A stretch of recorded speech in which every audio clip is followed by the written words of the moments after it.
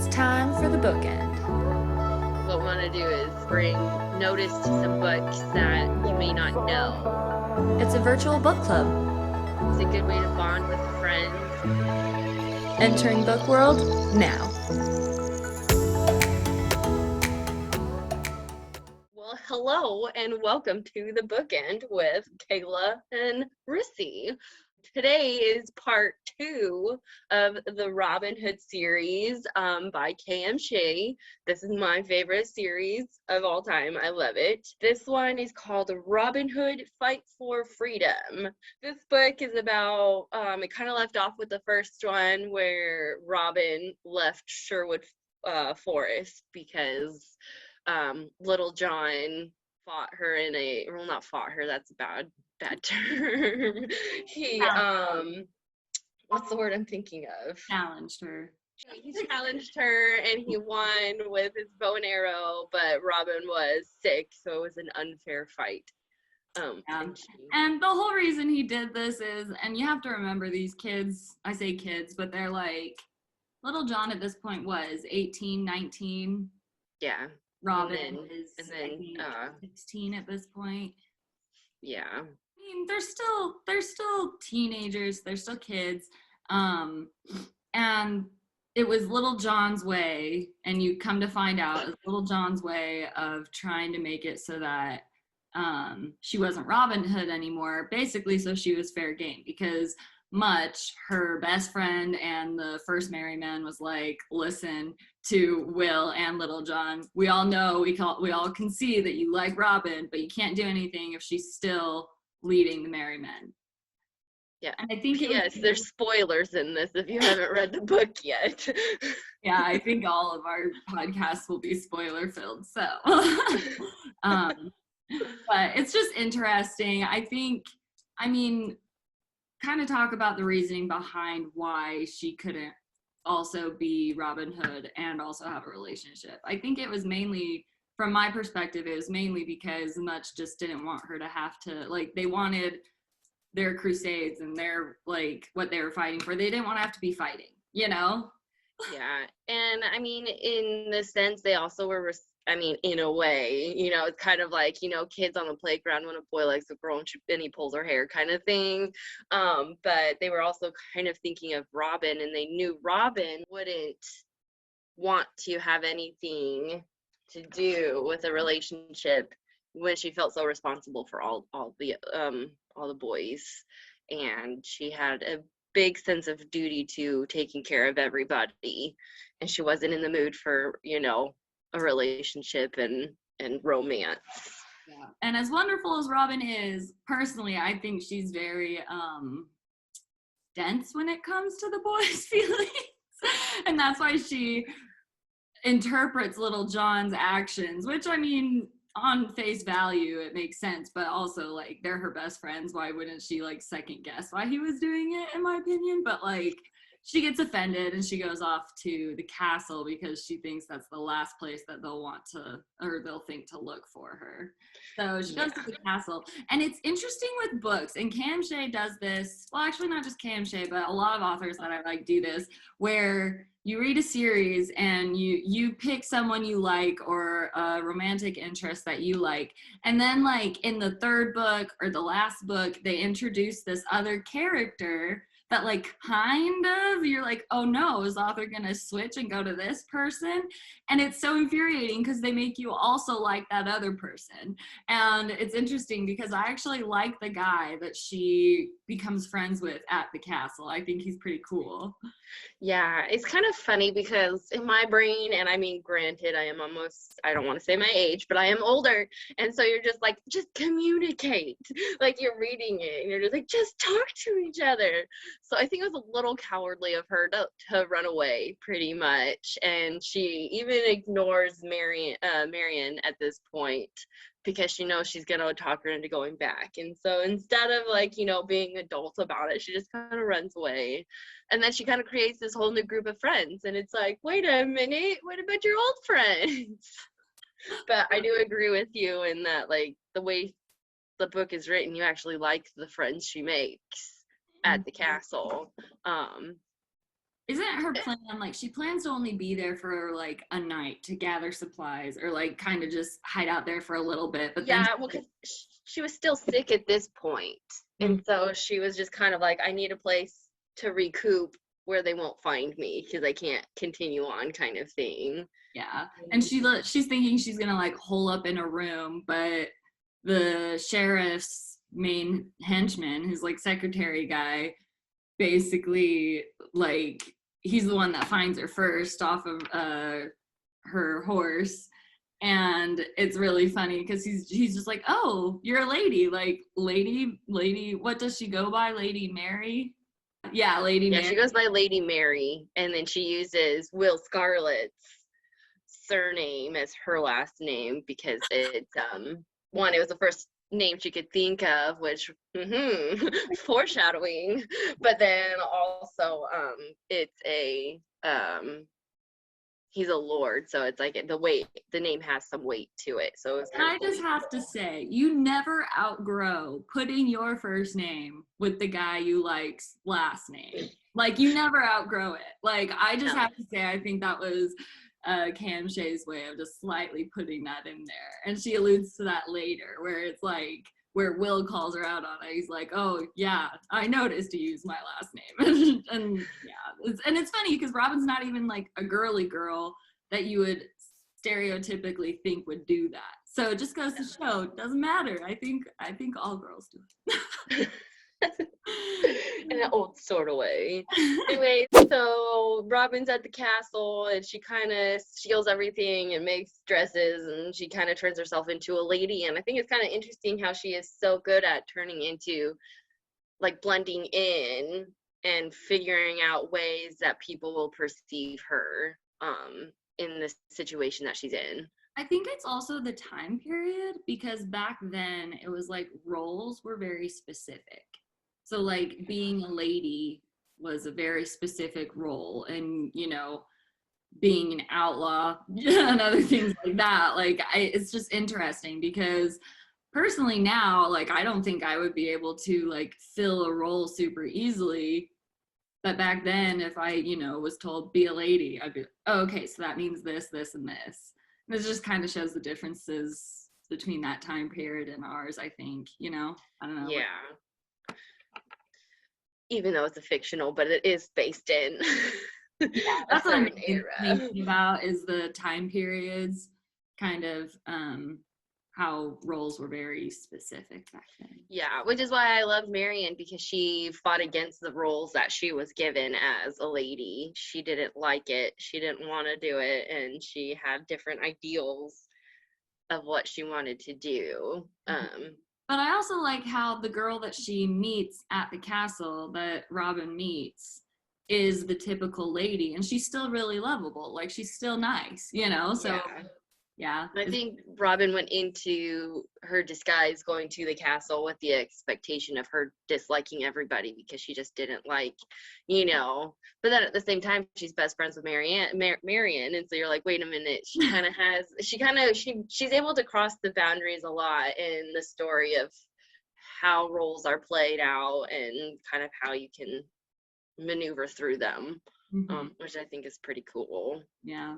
Now, the parts at the castle that were really interesting, I think that was so funny, is that Will, Scarlet, and Little John thought they could walk into the ball and think that they wouldn't get noticed. Like, not that they were noticed in the sense of like, oh, they were, merry men, but they were noticed because Little John's super tall. Will is really handsome. Like, they're both handsome. Like, they're gonna get noticed. Yeah, but I mean, they kind of did it on purpose because, I mean, Robyn runs into Marion sees Robyn, goes back and tells Little John and Will Scarlet where she's at, and the merry men, and so they create this plan to make it so that Robyn comes back. Yeah. And it's like the only way to get Robyn to do that is to kind of make a scene.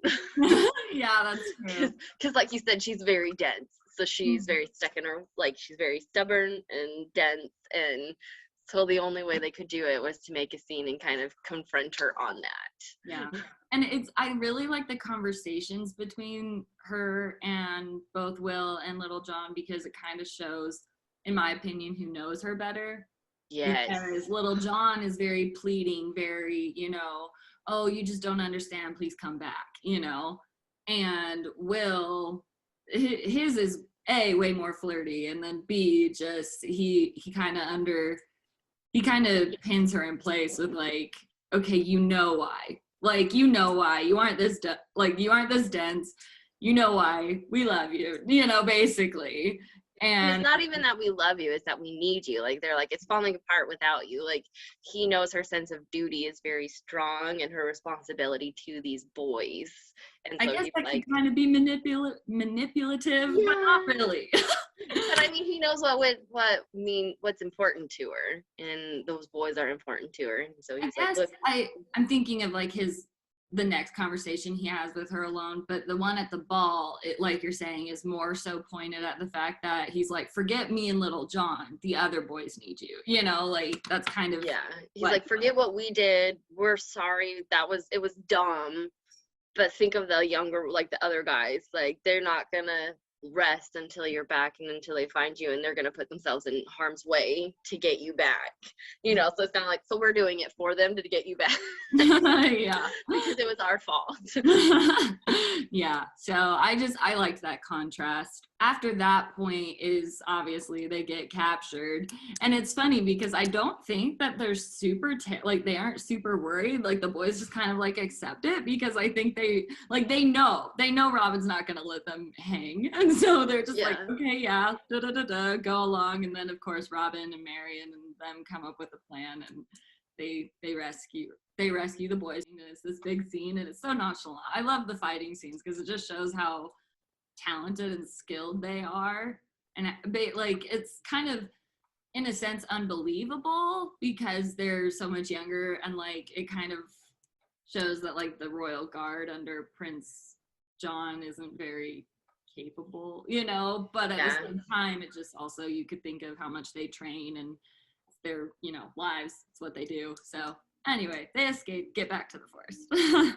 Yeah, and it's just kind of funny because at this point you're kind of getting the hints that there's someone that Robyn likes more. Throughout the first book you really don't get much of a sense of favoritism or romance or anything like that, and which is kind of interesting because I'm like, usually kind of jump right into a romance, and it's like, and she didn't. She really built characters.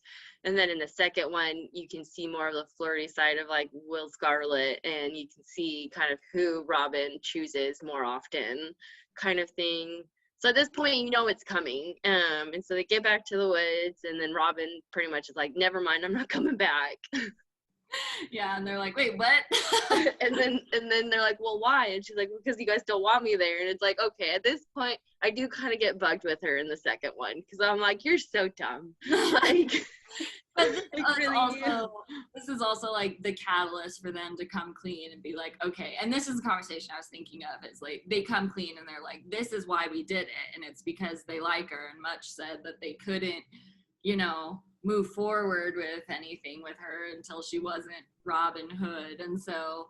And she of course gets freaked out by this, and it's just so funny. She basically runs away and runs into Much's arms, and Will Stutley's like, you guys didn't, and the boys are like, yeah, we told her. Yeah, and I think it's like the relationship she has with the other merry men are really interesting too, because like Much and Will Stutley and stuff, they're like big brothers to her, and so it's like they like have this like protective mothering instinct over Robyn, even though she's kind of their fearless leader. They still take care of her because they know she's not going to take care of herself because she's like focused on everyone else. Mm-hmm. So everyone kind of has like the dynamic is just really cool. But anyway, so she like uses that as a way to get out of the conversation. She's kind of like, she can't function really. Like she just hides away until Marion comes, and she basically spills her guts to Marion, and Marion's like, so basically because Robyn's excuse, and I think of it as an excuse, but she's like, I can't focus on this right now because of what we're doing. King Richard is captured, like what we're focusing on. And she's like, okay, so not right now, but in the future you'll make a decision. And she's like, well, basically, yeah. So then the boys come out and they were listening the whole time. And Marion knows her so well. And that's what I really appreciate about Marion, is that she knows her so well and she doesn't apologize for it, because Robyn gets mad at her. Is like, why'd you let them eavesdrop? And she's like, well, you wouldn't have told him in person, would you? And she's like, no. So she's like, so this is how we did it. I really liked the way that it was written too, because it's like normally this would have been like betrayal of friendship and blah blah blah, and she, you know, Marion chose the boys over Robyn, and it's like, but Robyn like was mad at first, and then I was like, man, this is easier. Like it was just the way it was written. You're like, wow, like this is not a dramatic thing. It was like, oh, okay, yeah. Yeah. So then they kind of just they don't skip over it, but they kind of gloss over it. The boys like, okay, like she'll decide later, like we're friends, we'll be good. And then they continue what they're doing, and they're trying to raise money for King Richard's release and all that other stuff. And doesn't Marion come to live in the forest with them because her parents tried to betroth her to the evil knight? Yeah, they of Gisborne. Yeah, they and it's interesting because Robyn is like, listen, because Marion she's always wanted to be a part of the gang and be part of the married men, you know, with Robyn Hood. And Robyn Hood is like, you're an integral part of this. You're the reason that we have the intel we do, because you're the only person that's in the position that could get all the information from the inside, you know? So it just shows that Marion wanted to be important, and she always was. She just didn't realize it, so. Yeah. I also get, it's like a little bit hard though, because I feel like Robyn kind of brushes over some of Marion's concerns, and at one point Robyn kind of realizes what she's doing to Marion, because it was like they were so used to having an insider person that Robyn didn't want to lose it, and she almost put that over Marion and her feelings. And so it's like when Marion finally was like, Robyn, this is bad, like I can't be there anymore, and started crying, Robyn's like, oh, okay. And then she fixes it, you know, and helps her. But it's like, I feel like it takes a minute for Robyn to kind of let go of that intel and that support they have with Marion being outside of the forest. So it's like I get kind of like, okay, like I wish Robyn would have just like helped her right away, but I think Robyn needed that moment to realize that like, okay, this is something bigger than just, you know, Marion being dramatic. Yeah. Okay, let's talk about the part when they defeat the sheriff, because it was so satisfying, and it was one of those things where like I don't know if you guys think it, like picture in your head like the cartoon Robyn Hood, but that's how I always think of the sheriff in these books, as this weasel of a man, you know, like but yeah, they defeat the sheriff. It's actually like, it's this big orchestrated fight throughout the book, but my favorite part is when the one guy, what's his name? The guy that was nice to her at the castle, the one that you really like, turns out to be a double agent. Oh. Big shocker. Big shocker there. You really don't expect it. You like, the whole time I'm just thinking that he's like, oh, he doesn't actually like the sheriff or Prince John or anybody, and he's just there because, you know, he's a royal or he's a, you know, lord or whatever. But and then it turns out that he's like, actually, I'm important. Yeah, and that's the catalyst for how they get all of their money to the queen to be able to send all the money they need to release King Richard. So, yeah, because I mean, throughout the two books, they're collecting money. They're robbing it, you know, and they're like, we're giving as much as we can to help the people, but we're also trying to raise it to free King Richard. But they're not making a huge headway on it. And it's kind of like a background thing throughout the whole story, is that they're like, okay, we're working as hard as we can. It's not going to do much until they get the sheriff. And then they're like, woohoo! Yeah. So they defeat the sheriff, and the next part I really like in the book is when they meet King Richard, because he's going up and down the road trying to. Yeah, but you have to remember before you get to that part, you have to talk about when Robyn actually makes her choice between Little John and Will Scarlet. Yeah, they do. Okay, That's such an integral part. How could you forget? I forgot that it happens before. Yeah, it happens before. So, Little John and Will Scarlet kind of get captured, and they're used to bait Robyn. And Guy of Gisborne's is crazy dude. Anyways, she captures him away from everybody else and knocks him out, steals his clothes, pretends he's him, and then they think she's dead, and she saves them, and blah blah blah, and it's this whole battle, and then they're like walking back, and it's like after all of that, the guys make her decide. It's Will specifically. Like, he just looks at her and he's like, Robyn, you have to choose. Like, this isn't fair anymore. Like, you can't just keep us waiting, which is interesting. Why do you think, and this I think happens so much in like real life, where it's like you make a decision at one point where you're like, okay, yeah, I'm okay with waiting. I'm okay with like not having a decision or an answer right now. And then something big happens and you're like, no, we need to know now. Like, why do you think it puts life into perspective, and it's like you can't sit around waiting. So anyway, so he kind of like, and he kind of with Robyn, they kind of had to, like, the personality she has, it reminds me of your personality a little bit, where you have to just be like, look, sit down and decide.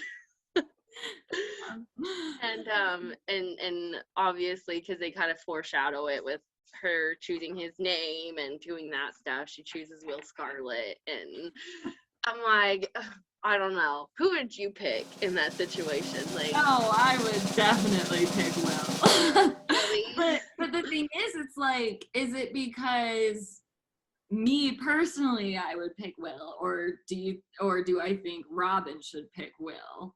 Okay, in both cases, yes. Oh goodness, I don't know. Like if I was the character in the book with my personality traits, it's like, who would I pick? And I'm like, I don't know, because I like personality traits from both of them.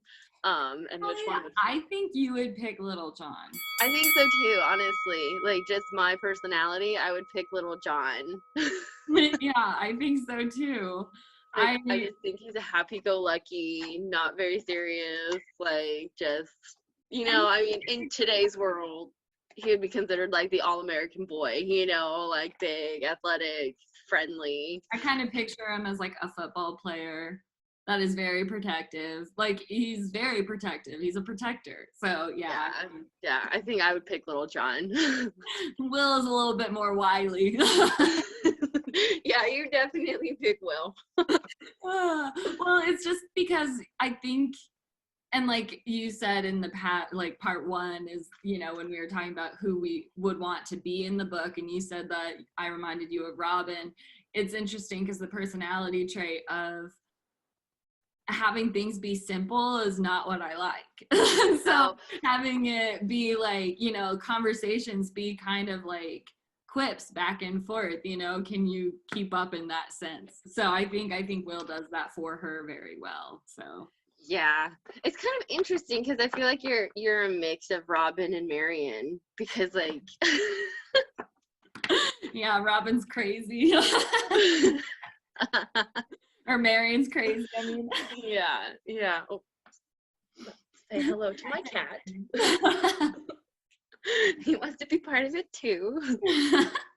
But yeah, so Robyn picks Will, and but like nothing really changes. Yeah, nothing really changes because I think they kind of knew it all along. Like, Little John's sad, but like their relationship, I think, is better. Like, he ends up being able to let that go and not be competitive to see who can get Robyn to like them. I think that kind of answers my question from before, like why they pressured her to make a decision, because I think they themselves also knew. Like John already knew, and that's why I think that's why Robyn answered instead of dodging again, is because of her connection with Little John. Actually, it wasn't because she wanted to start a big romance with Will. It was because she didn't want one of her best friends to suffer anymore, and she could clearly see that he was suffering. knew. Yeah, and he was suffering, and he knew. So it was one of those things where she was just like, and you hate, in real life, you hate those conversations. Honestly, I have not dated some people just because I don't want to have those conversations. Where you, Coward. oh gosh, I'm more like her than I thought. Don't ask me for relationship advice. Hashtag divorce. But yeah, so it's interesting. But yeah, so she lets little John down very easily. Not easily, that's not the right word. Softly? I don't even know how to say it softly. She pretty much is just like, in her mind, she's like, this isn't fair. I have to tell little John, for his feelings and his sake. And she's like, it's Will. And then, as we can tell throughout the book, she runs away. Yeah. And what's funny is, like we said, nothing really changes after that, because she doesn't like change any of her like how she is. And I actually do appreciate that, is that like they don't change. Will obviously tries to push his advantage a little bit, or he's like, okay, yeah, she did choose me, and she just runs away from it. Yeah, I mean, but they do have a talk where they're like, he's like, look, like, you just told me you liked me and then ran away. Like, you can't do that, Robyn. And her concern is about his title. Even though he doesn't have a title and he's a married man or whatever, it's her insecurities getting in the way. Yeah. Which I think a lot of us can relate to. Insecurities get in the way of a lot of things. Yeah. Relationships especially. But before the conversation where he confronts her saying, you said you like me and then keep running away, they do meet King Richard. That's true. Yeah. So when they attacked the sheriff and blah blah blah, one of the things they had used to lure the Merryman and Robyn out was the crown jewels and all these riches and stuff. So they got them all, and so and that's where you find out the one guy is a double agent, because he's like, I actually work for the queen. We're also working to free him. How much do you got? Yeah. So, and it's funny because you think that what they have is going to be like all of it. That's all they need. But in reality, the book is somewhat based in, obviously in the time period. And like what they had was like, what, 30,000, I think, and they needed like 70,000. So I remember the numbers, and they were like, well, maybe it'll be enough with what the queen has put together too. So they're like, they sent it off, and then we're kind of waiting. Yeah. And then she kind of like goes over it really fast, where they're like, they sent it, blah blah blah. King Richard was released, blah blah blah. The Merrymen continued their living, like in Sherwood Forest. And then they meet King Richard, and it's hilarious. And he's so funny. I love the characters that KM Shea writes. Like, it's just so funny how she, just in such a short window too. Like, just has such a big personality. Yeah, well, because it's so interesting how it's like you have this whole story and this big like fight, and they beat the sheriff, and then all of a sudden it just kind of like. And then it's like they're back to normal life, and you're like, wait a minute. Yeah. Like, what is going on? And then, it kind of, it's almost like the book ended, and then like it was almost like the epilogue, even though it's not, it's still part of the book. But yeah, it's just a very funny, the way she meets them is just hilarious. They pretend to be priests or friars, Yeah, like it's monks. They pretend to be monks because they're trying to get Robyn and the Merrymen to come out, because they keep parading through the forest road, and Robyn's like, we're not gonna go see them. So she tells the guy that is a double agent that works for King Richard. She's like, hey, go tell him. And he's like, if I tell him, he knows I have contacts with you, and he's gonna make me bring him to you. It's like, So anyway, so she runs into this group of monks, and it's just a really funny thing of how she invites them to get out of fighting a night. And, yeah. And it's funny because King Richard obviously is kind of like leading this masked parade thing, and Robyn invites them for dinner, and like they, you know, do some archery contests, and like King Richard is just an observer. Like he observes how everything works, and he kind of like feels Robyn out, where he's like, okay, so what was your purpose in helping King Richard? Like, you know. And it's just so interesting because I love the line where King Richard is like, your men are more loyal to you than mine ever are, you know, or ever were. And that's, you know, and of course, how do you think Robyn is revealed? She falls in a river. Which is a habit of hers. She likes that water. And it's usually because of one of the merry men that ends up like pushing her in. And they always freak out. Yeah, Right. she falls in the water, and clearly she's revealed as a woman again, and that's when King Richard, you know, reveals himself, and she's awestruck, and it's so funny. And I think one of the funniest parts of the book is when they're leaving and King Richard just lays one on Robyn, and Will Scarlet has the funniest reaction because what can he do? It's the king. And the funniest his woman. And the funniest part is that Robyn is dressed again as Robyn Hood, and King Richard only does it because he wants to stir up trouble among his people and like weird rumors. And so all the people think he's kissing a man, and they're like, oh, our king, what are we gonna do? It was just like the cherry on top to such a really good series that I thought KM Shea threw in there. Her writing is just hilarious. And the way she portrays characters, the way she portrays animals and the relationship humans have with animals is just super great. And I think this book is one of her earlier books, and it's just a very good example of her writing and her books following. So after the king kisses Robyn, it's like this whole thing, and then once again they have to, and you still think it's over. You think it's like it's gonna end. Like it's like each time it's like it would be a perfect ending, and then it still goes.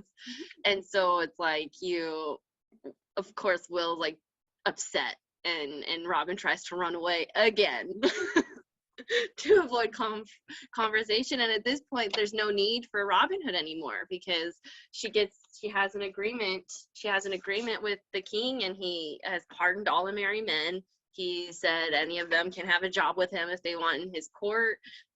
He's given Will Scarlet his title and wealth back, and you know, it's like everything is done. Everything that Robyn was started to, like, why she became Robyn was fixed. So there was no longer a need for Robyn Hood. Yeah. So then you're like, okay, well, now what's gonna happen? Like, yeah, and this is when that conversation happens between her and Will, is that he, you know, catches her and he's like, listen, you said you liked me, and you know, you chose me, and you said when you were no longer needed, something could happen, and you know. So, and basically he gives her what he doesn't press it being like, I'm holding you to your word. Now it's like, but were you serious? Because if you're not, then we can be friends, go our separate ways. But like, just know I love you, and I hope, you know, that you choose. I hope you love me too. Yeah. So, and she, you know, she tells him about her insecurities, about how she's like, you have your title back. Like, I am not a lady, you know, like all this stuff. And he calms her fears, and then she, you know, chooses him, and it's really cute, and they do kiss, and it's cute. And then it's really funny because when they're gonna kiss again, much, you know, it just shows that all the merry men were eavesdropping anyway, and they run in, they're like, no more until you're married. Really I remember doing that with our sister when she was engaged to her husband, our oldest sister, first one to get married. And anytime there was PDA, it was like, ah! It was like seeing of like 100 little brothers. Yeah, basically. So, and now it's finally at the epilogue, and it just shows kind of, it just wraps everything up with a very nice little bow. And that's something I really like about her writing, is that just because, especially like with book series that we might do, you know, like The Maze Runner or Divergent or The Hunger Games, where while I love those books, they tend to have endings where it doesn't tie all the loose ends. A, it doesn't tie all the loose ends, and then B, in my opinion, there's unnecessary hardship in the ending, where it's like real life isn't a fairy tale, so these books can't be a fairy tale. Whereas KM Shea when I read to escape, go into book world, like we say, and I love going into a new world. And when I'm reading, I don't want it to be like real life. Real world. That's really hard, like I don't want. We have enough to deal with. Exactly. So I think she does a good job of making it so that the books are serious. They don't always work out 100%, but most of the time there's a happy ending, and that's what she does for all of these characters, where little John finds someone, which I love that she put in there, is that because the epilogue is a few years later, and her and Will are married. They have, I think, one or two kids. Yeah, they have kids. The other married men are married with kids, and it's like, they talk about friends.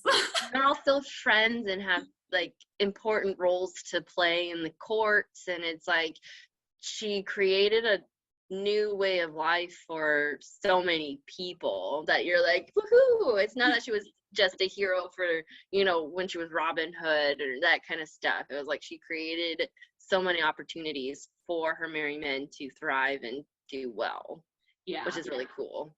And little vengeful, but King John, who's now King John, because it shows in her little like wrap up of like what happened over the years. They were like 5 years after King Richard met Robyn, he died in this raid. It was a crusade. A crusade. And so Prince John then becomes King John, and saying how he's basically ruining England. Robyn set out with Will wanted to go with her, but he's a baron, and so he can't, because they're trying to get King John to sign what's it called, I don't remember, but it like pretty much takes away his power, so that they have a democracy. Basically, she ties it up really well, and it's pretty much like Robin Hood never went away, and you're always going to need Robin Hood. and King John finds out that it's her, and he's like, I always knew you were sketchy. because she married Will Scarlet, she became a lady and had big things to do in the court, and she was able to have so much more power than she ever had before. And it's just a really, really, really cool story and a twist on fantasy, and the traditional Robin Hood story is just it's exciting. And I love how she switched from Robin Hood, the traditional like guy, to being a young girl, but there was never like drama with that. It was never a big like, oh, you're a girl, you can't do that kind of stuff. Like each person that found out she was girl was like, okay, we like what you're doing, continue doing it. It's like, it was never, even when like King Richard found out she was a girl, he's like, wow, that just makes this all even more impressive. Because everyone thought you were a guy. Also, I looked it up, and it's the Articles of the Barons, and it's actually based in like historical fact, where the barons actually I mean, it's like twisted fantasy, some historical, like it's just, I love it. It's a very, very good series. Speaking of series, I don't think we're doing a series next. We're going to do a standalone novel. My favorite book this time, of all time. I think I've read it probably the most of any book I've ever read. It's one that I reread. That's how good it is. If you want to join our conversation next time for another fantastic book, go and read Edenbrook. Let's do Edenbrook, but also she did this little standalone. It's not really an epilogue, but it's like a short of his side of things, and we'll kind of discuss that one as well. So that way we have two perspectives of the situations. It's a great book. So we're adding a little bit more deeper into a romance, which I love. I love fantasy and fiction, but I think romance is integral. So The Romance of Edenbrook by Julianne Donald. So meet us here next time. It's time for the bookend. What we want to do is bring notice to some books that you may not know. It's a virtual book club. It's a good way to bond with friends. Entering book world now.